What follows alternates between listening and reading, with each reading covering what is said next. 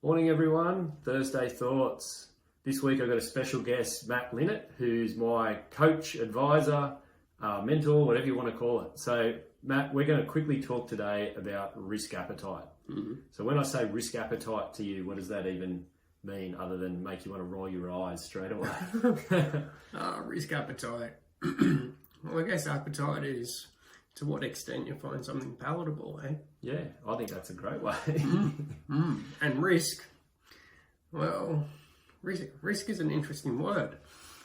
And I'd like to know where it actually comes from. Maybe that's something you can enlighten me on at some point in time. Yeah. I mean, but I guess it's the forecasting of something happening which we would prefer not to happen. Yeah, I reckon that's a pretty accurate way to describe it. You obviously got the ISO standard definition of risk, which we cover in another video, and I won't put you all to sleep by trying to cover off that. But yeah, I reckon what did you say? The forecast of the forecast chance of something you don't want to happen happening. Yeah, and then if you come back to risk appetite for a second, and you go, well, what's your appetite for something that might or might not happen that you don't want to happen? In a practical sense, if we were talking surfing for a second, how do you reckon you'd apply that concept of risk appetite? Because we're obviously both really into surfing and the ocean.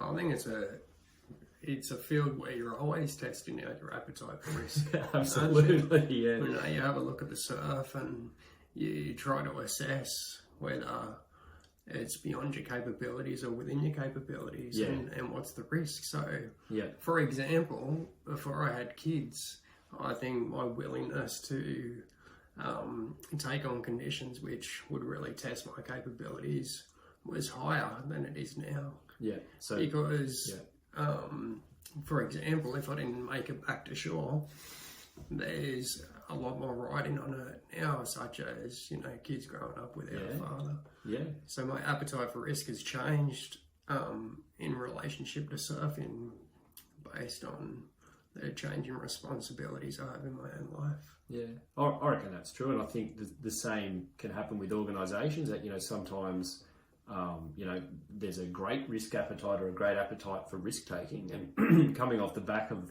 the last couple of months, I feel like a lot of organisations are reevaluating what their risk appetite is. And I think just in closing then, the best way I've found to think about risk appetite is freedom within boundaries in an organisational context. So you need to know the boundaries of what you're prepared to risk it to get the biscuit, metaphorically speaking. And so I think this is a great opportunity off the back of the last couple of months to have a good, hard, long look at the risk appetite of your organisation and see has it changed, has it elevated, has it reduced? So there you go. So thanks for joining us this week, Matt. That's Thursday Thoughts, and bye for now. Don't forget to wash your hands.